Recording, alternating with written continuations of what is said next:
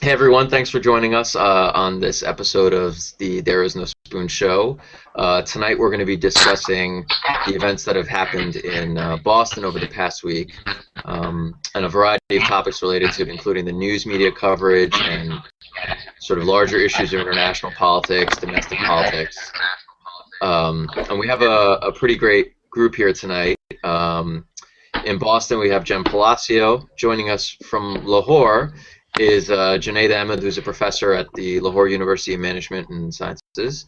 I'm Fouad Pervez, and hopefully we'll have Fatima Ashraf joining us momentarily as well. So let's just start off, and Junaid and Jen, let's start it with you, and both you. Just talk a little bit about your experiences. Jen, you were actually up there, obviously, in the middle of all the stuff that was going on, and Junaid, maybe talk a little bit about sort of the international perspectives in terms of what was going on with this episode. So, Jen? Okay, well, I guess I'll just give a quick. I think by now most people know the rundown of events since it's been the only thing that's been on around here lately. And I think it sounds like in a lot of parts of the U.S. But when the first bomb went off, I was nowhere near the finish line of the Boston Marathon. I was actually across the river, and I started getting text messages and trying to figure out what was going on. And it was really unclear at first what had happened. And I think in probably one of the only things I can say was done well was that at least locally people were very careful to refer to it as an explosion and not really try to jump to any kinds of conclusions and just talk about the rescue effort and where people were going with trying to figure out what was going on. And then it kind of died down for a little bit, and then I guess a bunch of conspiracy theories started popping up, which I just tried to avoid paying attention to that because it was really hard for us to figure out who was there because so many people attend the event, and it's like a day off in Boston, so at the last minute somebody could have been there, so people were really busy checking Twitter and Facebook to try and find out if everybody was okay and if they knew anybody who was down there. And like it was even a day or two later that I found out that people I knew had been really close to the explosion. A couple of them had shrapnel in their legs, and everybody was fine, but that I knew personally, but everybody was clearly shook up, and it was kind of, a quiet day. And then just as everything started coming back to normal, like something that could have been a Vin Diesel action movie started unfolding in the middle of the night on Thursday night. And it isn't an exaggeration to say that the city was completely empty. Like I was a little bit surprised that people adhered to the lockdown. In Somerville, it was voluntary, but we still, up at least until 3, most people stayed at home. Like there were a couple of Dunkin' Donuts that were open, which Of course. joked about. And but other than that, like everything was closed, so there was no point in being outside anyway, even though we were like 3 or 4 hours away. And it's actually a good thing, I guess, that they lifted the lockdown, because I don't think that they would have captured the second guy alive if they hadn't. Right. Because of his critical injuries. But I don't really know what else was going on out there because I was so, I guess, concerned and exhausted, because it just seems like I've been really just barely close to a lot of really fucked up things in the last few years that I just kind of self-selected to not watch the news after I started hearing things. I actually got most of my information from either Twitter or the police blotters themselves until they went dark. Right. And then I actually didn't watch the news at all when we were under lockdown. I just checked a couple of times to see what the progress was, but I watched as much senseless, mindless, have nothing to do with what was going on, and no speculation, because I just can't, I couldn't take it, the few things that I heard about. Like, there was a woman walking her baby in Medford, and some drunk guy just punched her for wearing a hijab, so I'm like, and we didn't even know what was going on then. Thankfully, the law enforcement was very nice to her, and like people had been trying to be clear about not jumping into speculation, but it's impossible. Like when you want to believe that there's another doing this, not to try and like fixate on that, I guess. And I just didn't want to have to hear it. Junaid, what about the international perspective? I mean, you're in Pakistan, where lots of crazy things happen fairly frequently. What was going on over there? Yeah, right. Yeah, so we this doesn't surprise or shock us, and we don't get as excited about these things as much as the media would like us to be. Um, uh, the interesting thing is that even here, as many problems as Pakistan has, and as many instances of violence that this country, Pakistan, goes on a daily basis. Even people here kind of, and it always happens. It's the power of Western media. It's the power of the position of the United States in the world, obviously, and particularly the fascination with anything that goes on in America in a country like Pakistan. But not only obviously the Western media, but even local media was covering this again as some type of Van Diesel movie, the hunt, the chase for this guy, these guys. But my students in my campus, they actually largely do all of the Western media, and on my campus, we get actually Fox News. We no longer get Al Jazeera. We used to get Al Jazeera, so now we get Fox News and CNN and BBC. And sadly enough, a lot of my students actually enjoy watching Fox News and CNN or BBC. And so they've just been following this, and it's kind of like, you know, and even my students, which is this a very kind of a secular, liberal, elite university, were like, wow, I mean, this fascination and the drama around this, tragedy and what has happened. But do kind of Americans have any sense of like these types of tragedies, of violence, the number of people killed, sometimes directly or indirectly related to kind of U.S. or NATO lines throughout the world, and the deaths that are caused by that? But we are supposed to now sit glued to the TV and follow every single move of what's going on in Boston in the hunt for these guys. So, people were following it just because, I mean, in some ways, many people had no choice other than to turn off the TV, which is impossible, and therefore not really a choice in these parts of the world. And yeah, just really bizarre. Hmm. Interesting. Yeah, I that's a good segue into this. I want to talk a little bit about I want to trademark the term disaster journalism. It's what I've called this, and I think both of you hinted at this, and something that struck me about it. I mean, obviously, I'll put my cards on the table. I went to college in Boston with Jen. I spent a lot of time there. I was at the marathon, at that finish line every year, or 3 out of the 4 years. It's a great event. I know a lot of people up there, so I had a pretty strong, it had a strong effect on me. But the day that it happened, there was a terrible car bombings in Iraq. There was some bombings in Mogadishu, I believe. There was an earthquake in Iran, which the aftershocks were felt in Pakistan. I don't know if you got it, Junaid. My family definitely did in Pakistan, in Karachi. We did. Yeah, there was a lot of stuff that happened immediately that day, and then just the coverage was overwhelming. And Jen, you sort of talked about it, like that's all that we were talking about. And it's not that this wasn't a tragedy, but I think it was really interesting in a bad way that we got what I call disaster journalism, right? Which is to say, fear-based reporting, or not fear-based reporting, but reporting to instill fear, right? Because we keep seeing the images of the bomb. We keep seeing those over and over again. It reminded me a lot of 9/11, where it was constantly we're just seeing planes hitting buildings, planes fall, people jumping off 100 stories. These things that incite this level of anger and fear without any news, without any content to report. And we got that for almost a week. There wasn't a whole lot of new news. And you use this fear to drive people to watch the news more because they're then more scared about what's going on, but they're getting no information.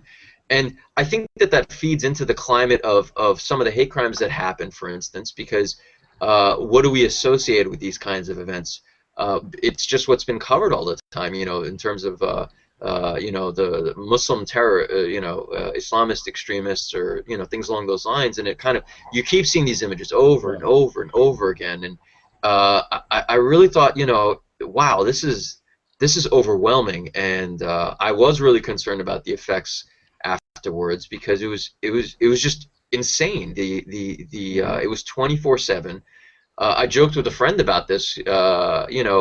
After they caught the second suspect, like the next day, the entire day on MSNBC, for instance, was again on this, which was sort of unbelievable. There was a lot of news to still cover, and not to take away from the tragedy, but this was a big story. Boston was shut down, which is you don't see that in a city that big, period. But what do you guys? I just want to get your thoughts about the disaster journalism that happened with all of this.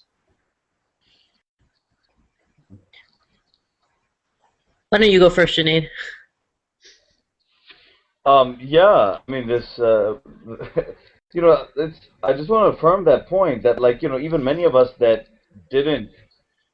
were kind of getting tired, and were like overwhelmed with how much coverage after the bombing and the chase for these individuals, and the shutdown of Boston. Something that was kind of hard for us that are familiar with, like, Boston and this major city being shut down, and so on. I mean, so there were like these elements of the story, which again were kind of like bizarre for people, both who are familiar with Boston and who aren't, but at least know that Boston is a major U.S. city. And so, as much as we tried here, after the first day or two, to kind of say that, okay, enough is enough, and we are not going to allow ourselves to be caught up in all of this journalism, which I completely agree with Fouad, that these images, devoid of context and social and serious social and political commentary, are then used and deployed to whip up constant, like, just hysteria, fear, without even necessarily using the language that is very obviously kind of hate and fear driven, but just the mere fact of kind of a mass hysteria that it creates can, potentially at some later stage be used for a very particular purpose. And so this was, I think, one of those other incidences, and maybe this is the way that all these incidents, fortunately, your trademark term, disaster journalism, maybe this is the way that it's always going to happen now. And the fear, the real fear is that these images and this type of shallow and journalism is can be used at any point, and the images that it creates, the general hysteria that it creates, can be used at any point to whip up population and a supposed or an invented enemy. And so even here, I mean, in Pakistan, people and my students who normally actually will not be following the news, the type of kind of disaster journalism that happens here, that kind of keeps them glued, and that's, I think, very destructive. Actually, that's not the kind of journalism, and that's not that I want them to be pursuing, right? So that's the sad part. Yeah, and I don't know how it was anywhere else, but here there was, I don't think I'm exaggerating when I say if you wanted to watch anything, you had to go to, like, really obscure cable stations. Like, even now, CNN has canceled its regular programming. It's supposed to be Anthony Bourdain's show, but they're showing some kind of, like, backstory on, or, like, repolished, and, people are sitting in pretty hotel rooms talking about where they were when it happened, and who they helped, and that sort of thing. And, it's nice to see the human interest kind of stuff, but I think it would, as soon as, actually, even before I knew he was caught, once we weren't on lockdown, I just left, and I hadn't turned my TV on again until at some point today around 5, because I just couldn't take it anymore. Like, for every night from Monday through Thursday, even before the manhunt started, there was almost no primetime TV. Like, I don't know if that was true anywhere, but the networks were just showing the same stuff over and over again, and it just wasn't. I mean, on the other hand, some of the information was good because it let people know where certain things were happening or how they could help, but like, there was a lot less of that and a lot more of just the random speculation and like, I don't know if fear mongering is a exaggeration, but it kind of felt that way here. Yeah, and I think the fear aspect is it's not necessarily like here's a group that we should target. That might have been implied, but what I mean by fear is just showing scary images over and over again without That's any what I mean, information. yeah. Totally stressing people out. Like, I mean, you know, there's a certain amount that people are like, okay, it's just reasonable. We haven't caught the guy, so of course the National Guard's going to be everywhere, and that's what you kind of want. Right. That's what you kind of expect. But like, just to like show like guys who actually, if you just said hi to them, were really like, you know, friendly and sorry that they had to be there during a regular commute, and against like a guy with no legs is just not conveying how it actually was. People were trying really hard to be normal in spite of really abnormal for here circumstances. And I think that one thing that may not have happened as much outside of Boston is that I feel like the people here were trying to emphasize a lot that it's an international event, and like just looking at the victims, it's a large range of people. Sure. So I think that was underplayed on the national news. Like, I think that's maybe the one thing that the local news got right that the national news didn't really. I think that's interesting. The other thing I thought that was interesting about the coverage too is that so we talked about fear in terms of images of just scary stuff without new news, but then there is the insertion of things that haven't been proven at all. I mean, the New York Post is maybe the worst. Well, yeah, but in terms of what they did this week was not arguably, it's probably definitely the worst. You know, with the Saudi kid, you know, and then the two kids with the backpacks that they put on the front of the paper. But even now, like suddenly everything is about Chechnya and Muslims, and you know, the dark-skinned stuff that kept coming up over and over again. I mean, I think it's hilarious in a horrible, sad way that, you know, as a dark-skinned Pakistani American, I'm probably going to get more profiled because of something two white guys did. Like, it's just, it's something else. But, you know, the Chechnya thing is just, if you have information that suggests that there's a connection, for instance, between this plot and something particular with a group in Chechnya, that's one thing. That's still not enough to like go talk all about Chechnya, maybe a group or something along those lines, because that's you know, look, if that's what it is, then that's what it is. But there's been nothing. Like, that's the thing. There's no connection whatsoever, but it's being talked about so much. And then Junaid, you can definitely talk about this because I know you've seen this. You know, the connection between like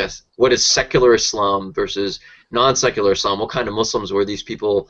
It's just weird because we don't have any information about this stuff yet. Like, if you have actual information that comes out, then you could sort of start thinking about putting it in context. But we don't even have any of that yet, and we're getting like really broad narratives about who these guys were and what they were doing, and how it connects to like larger issues of Chechnya, which I guess it means some Americans are finding it on the map, but they're also thinking it's the Czech Republic, right? I mean, but it's weird, and I think that was a the Czech huge Republic problem. has distanced itself. From They had to. That's unbelievable, right? There's like a lot of memes going around showing the geography. Yeah. You know, and the experts that come on it's just we're making stories that we don't know anything about just yet. And let's talk about that for a second, like, because one of the things that we do know is that that Dzhokhar went to, and maybe both of them, but definitely Dzhokhar went to the Cambridge Rindge and Latin School, which is possibly one of the most prestigious private schools around. So actually, it might be a magnet school. I could be wrong on it being private, but it's really competitive, and it's right in the heart of Cambridge. And like, it turns out, you know, people were like, he was here for 1 or 2 years. It turns out he's been here over 10 years, and he's a naturalized citizen. Like, I don't know how much they've been showing, like, of some of the other things, but the few things that they have found is he seemed like a normal kid. Like, his brother might have been kind of angry, but they don't know because he's dead. So. Like, it's just nobody is talking about that, and it's one of the things that really actually got to me was when Obama was talking about what could have made somebody who grew up here and was raised here and came up through our schools do something this terrible. And I'm like, you didn't ask those questions after Sandy Hook, which was just terrible as well, and that kid was raised in the U.S. and no one asked that same question after Aurora. And the only difference is that those kids were white, but they went through the same kinds of, like, suburban, affluent upbringing in terms of schooling, and people flipped them off as a one-off, and now this is supposed to be like some big conspiracy because they're immigrants. I don't like the implication of that at all. Yeah. Are you sure the schools weren't Cambridge wasn't madrasa? Or it must be, or some Chechen madrasa that he attended when he was like 2 or 3. But anyways, I just remembered the most important point that I should have made right at the beginning is that, of course, in Pakistan. And I'm sure this was the case amongst many Pakistani Americans as well. The first, thought that came to their head, the first fear really was that I hope this guy doesn't fit Pakistani, because there were certain images actually that came. He kind of could have been a Pakistani, looked like a Pakistani. So people were really concerned about that initially. That we really hope he's not a Pakistani. And so that's the first motivation for Pakistanis to have been glued to the coverage, just to kind of pray that he's not a Pakistani. So he's a Chechen. People were like a sigh of relief, But anyways, still a Muslim. But no, I mean, but more seriously, I think that again, this was part of the broader narrative that was trying to, and here I think Fouad and I were early also speaking about how people who have been writing more intelligently on the topic often still fail to fall into this trap of, if he's a secular, non-practicing, non-believing type of Muslim, he will act and behave in a certain way. And if he's a pious soul and saying that person will act in a certain way. You have seen this type of, this type of formula really being put out there by individuals we respect, like Juan Cole and another friend of mine as well. And both of them were like in some ways saying the opposite. But still, the premise is something that Mahmoud Hamdani, in his book Good Muslim, Bad Muslim, completely rips apart. That one's kind of religious or cultural practice will necessarily lead to a type of political behavior, right? I mean, that if you're a pious Muslim that has attended madrasa, that you will necessarily become a suicide bomber, or on the other hand, you've had some Muslim leaders speaking about how we have reports of him being a party animal, one of the brothers being a party animal, and so on and so on. And therefore, you see, he's not actually a good Muslim, and so therefore we can't. And the problem is, you start to kind of get into this. You start to investigate the person's personal behavior and so on and so forth, and you try to use that to say that, well, this is why he did it or he didn't do it, and I think that's highly problematic. Right, and we're using personal behavior to connect to large group dynamics, which is really doesn't make any sense anyway. But it's just really strange. I don't understand. I don't understand it. Particularly when we don't know anything. If you know information, actual information, then you could discuss it and think about it. But we don't even know anything right now. You know, these are Americans. I mean, these guys they Not spend even most of their life not here. even Bill O'Reilly. I thought he knew everything. Oh boy. Um, what about the sense of empathy in the world? Like, on the one, I saw there were some things I thought that were really inspiring, and I know Jen's seen them too. And there were these tweets and photos that were being sent around from people in Syria, in Palestine, in Iraq, and Boston, back and forth to each other about the tragedies, basically saying like, we sympathize with the horrors and things that you've gone through. We love you, and so on the one hand, there was some beautiful sort of images of connection and empathy, because what happened there happened manyfold that day in Iraq, for instance, and lots of innocent people died. So on the one hand, it was beautiful in the sense that people were trying to say, we understand the humanity in all of us. Obviously, you're going to feel for your own national interest more than international. That's just what happens. But people who were making the connection, and I thought that was really beautiful. But most of it was not that at all. Most of it was, again, like Jen was talking about, there was nothing else on the news other than Boston. There was no sort of connection in any way, not even politically, but just connection as human beings to tragedies that are unfolding, and sort of the opportunities to connect to people and have empathy. And even the celebrations afterwards, most of what I saw was like Boston was just breathing a sigh of relief, and that makes sense. Then there was like the weird sort of USA chanting in Boston Common that happened. I mean, I don't think that was that big, but there was some weird stuff. And what do you think about empathy in this whole situation in Boston, in the United States, and across the world with these with the tragedies that happened this past week? I don't know if the media is a good measure of empathy, of like how much empathy has grown, or like what individuals are thinking or feeling. Like I don't know if anyone's like really mining like social media would probably be a better way to judge that. The thing is, for me, I self-select, right? So it's an automatically biased sample. I don't choose to view people who are going to have hateful things. And so from my perspective, I saw boatloads of empathy throughout the whole week. But I think the media, it plays to the similar, maybe if you're going to talk about the difference between like an individual personality versus like a country personality, like it's the same way that,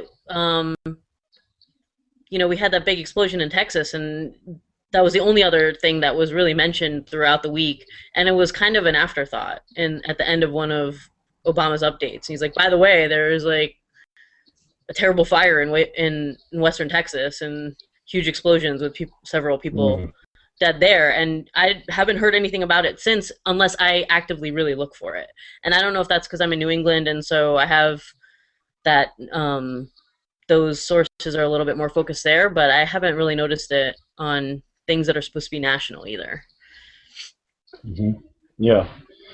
And in fact, I mean, I think that, quite frankly, the way this kind of disaster journalism works and would destroy, perhaps maybe even destroy or mitigate kind of the empathy, the genuine empathy that people feel throughout the world for instances like these that occur anywhere, really, in the world. And I think that part of it is the way that, some crisis, catastrophe, act of violence, bombing or massacre or so on that occurs in the United States, for example, or in England or France, or in Israel for that matter, will receive far, far greater coverage than, as something that Fouad was alluding to earlier, what had happened in Iraq, the attack on civilians recently, which is ongoing, but a major incident that happened in Afghanistan recently, and of course the ongoing drones. So the type of coverage that something like this receives, my feeling is it probably reduces empathy enough throughout the world. And it's not that they don't are not in sympathy with the family and the victims and what's happened. But it's just this sense that the double standards and uh, uh, the double standards and coverage of what happens in one part of the world versus what happens in large areas of the world, like in parts of Africa, Asia, America, and so on, which receive no coverage. So, I mean, that's the mainstream media, I think, has the opposite effect of engendering genuine empathy in the world. Hmm. Yeah, I mean, it's hard not to imagine why other countries wouldn't see the U.S. as thinking that we're entitled or that we have some kind of separate, like, echelon where these things just shouldn't happen to us. Like, they're normal somewhere else, but they don't happen to us. And I think that probably isn't helped by the way things are covered, and especially not by the way we here deal with those sort of things in other parts of the world. Because, like, I probably would have to hunt to find information about things that happen in Iraq from a U.S. news source.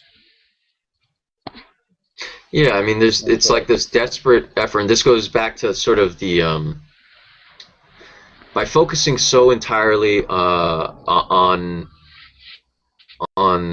the U.S. and not at least showing a little bit of empathy or understanding for the horrors that are happening in other parts of the world. I mean, that also leads to people like Chris Matthews, for instance. One of the few minutes of the news I watched all week, and that's why I put it off immediately afterwards, when he was talking about, he's talking about, I look at these guys, could an American do this? An American couldn't do this. And it was just this idea that it has to be some other person, right? Because this stuff doesn't happen here. And we don't do this stuff. It's got to be some sort of outside source. It's like, it's weird. Like, why are we... It's also crazy because it's wrong. Like, if you look at a lot of similar events that have happened in the U.S., they're overwhelmingly more by U.S. citizens, and often white people. And I know it's ridiculous, and that, Junaid already alluded to this, but I've had more than one conversation with different people where, like, the overwhelming sentiment was, please let him be white. Please let whoever did this be white. And I know there's a lot of people out there that don't understand that, but they didn't have to be brown after 9/11. So... Right, and it's screwed up. I mean, we shouldn't give a damn who they are in terms of their religion, their skin color. I mean, these things shouldn't matter. And the fact that they do is a real troubling sign, I think, of our media and of our culture just in general. Like, why does that matter? Unless people are indicative of large swaths of society, it doesn't make any sense to me. So... empathy across the world. We just lost Junaid because of load shedding, power outages in Pakistan. So, quite appropriate. But let's wrap up. Jen, you wanted to bring up a question about the Miranda rights stuff, right? Yeah, I just thought it was kind of interesting that they were talking about all the different situations on whether or not, when they took the suspect in, if he should be Mirandized or if they should use some kind of whatever the loophole is, under extenuating circumstances, to try to find out if there are more bombs around the city. Although, from what I could tell, they were doing a pretty thorough sweep of pretty much every area of the different, I guess the New York equivalent of boroughs that we have here in Boston. Seemed to have been really thoroughly checked throughout the week, so I wasn't really sure why that would have made much sense. And I can't really think of any other situation where a high-profile suspect wouldn't have been Mirandized, but I'm not a law expert, so maybe I'm just not familiar with why one would not want to give somebody their Miranda rights. Yeah, I mean, it seems to me that the point is national security concerns about bombs around the city, and they just wanted to make sure about that. But it does seem strange, particularly if you think of James Holmes, right, who booby-trapped his house with bombs, but he was given Miranda rights. Jared Lee Loughner was given Miranda rights. It's unusual that in this case it hasn't been done yet. I'm concerned. I'm not like willing to jump to massive concern just yet, just because I'm gonna hope that they give him his Miranda rights momentarily. But if this lasts long, it does seem odd because, we literally we have a case of Holmes, there were bombs in his house as booby traps. So it's not like there hasn't been a case of someone using bombs before. And he was Mirandized. Yeah, I don't know if maybe they're justifying it because he was not really fully conscious when they took him in, or what. But I mean, it wouldn't have meant, like, even if they had such overwhelming evidence, it seems like, that they should just Mirandize him. Like, yeah, it seems strange. Again, but it sounded like some people were thinking that's why they were thinking there's no need to Mirandize him, because they could get him without his confession. And I'm like, I don't. It seems strange for legal precedent. Like, why yeah. not? Why wouldn't you do it then? It distinguishes us and our systems of law, for instance, from other places. And then you get the enemy combatant stuff. You have Lindsey Graham and calling for him to be tried as an enemy combatant. I don't remember that happening for Lochner. No one. I don't remember any of these guys being called enemy combatants. U.S. citizens, who committed acts of terror. This guy gets it, or the calls for it. I hope we don't go down that path because presumably the evidence is pretty strong. I think you could win in a court of law, without too much difficulty. It just seems strange that we would even bring it up as a topic, though. Why are we even doing that? I think I have suspicions as to why we're doing it, and that's unfortunate. It goes to Peter King. Peter King's comment. We need to monitor Muslim communities because these two white Boston kids who happened to be born in Chechnya long, many years ago they were there. It just doesn't. I don't get it. I get it, but I don't get it. So. And something you just said actually reminded me of something else that really bothered me about what was going on. And now that hearing Junaid's comments made me wonder what kind of impact it will have, is that, like, in one sense, I think it could be positive for Americans to think of other people more like us, but they kept referring to the area as like a war zone. And making references to war, and like how one of the excuses for some of the bad reporting or the conflicting reports were that things are hard to discern under the fog of war. And I really have a problem with that kind of language, just because it I guess, as I was just, in some cases it maybe sensitizes some people to understand that, hey, if this could happen here and it could be this horrific, then people other places will also feel they also feel horrific when these things happen in their homes during conditions of war. But it wasn't. It was an act of terror, or whatever you want to call it. It was a crazy person who decided to hurt a lot of innocent people. Let's not label things so dramatically that it takes away the meaning of it, because yeah, it was horrific, but it wasn't a war zone. There weren't two sides fighting over some known cause. It was just an act of a crazy person. Yeah, it's disaster journalism. That's what it is. You create this fear, this bizarre sense of fear, and I don't know. It's unfortunate. I think we should just wrap up, and last thoughts. And I would end on my end by just saying that I think that this was a horrible tragedy that happened, and I think a lot of the responses to it showed the best in us. People immediately running in, the first aid responders, to try to help people. There's so many acts of bravery and kindness, and there was a lot of stuff across the world, through social media and other things of sympathy and empathy going around from places that you wouldn't know that people can sympathize with, but Iraqis feel the pain of this, and Bostonians feel the pain of what they're going through. So I think that there were a lot of things there that were really positive. I think Twitter killed CNN possibly. CNN's just so terrible now. Yeah, no, but Twitter, like Friday night was a Thursday night, Friday morning. I mean, I felt like I should have had some popcorn. I was up till 5 a.m. It was just insane. I mean, we were chatting at some point. It was nuts. And so, you know, and I think my takeaway from all this has just been a lot of positive, wonderful, beautiful acts that have been committed all around the world with regards to this, but then also just this strange effort to create a sense of fear and panic, and through the media, which goes against what I think a lot of people themselves feel, and it further heightens sort of this isolation of ourselves as Americans from everybody else, as opposed to using this as a way to, you know, have some sort of sympathy and empathy with them and get it from them too, because it's not like people like seeing an 8-year-old kid, you know, who had that sign that says "Please no more killing people, peace." I mean, your heart breaks when you hear that. I don't care where you're from. Yeah. It was unfortunate. I think it's been called out a little bit, and I hope more people call it out some more.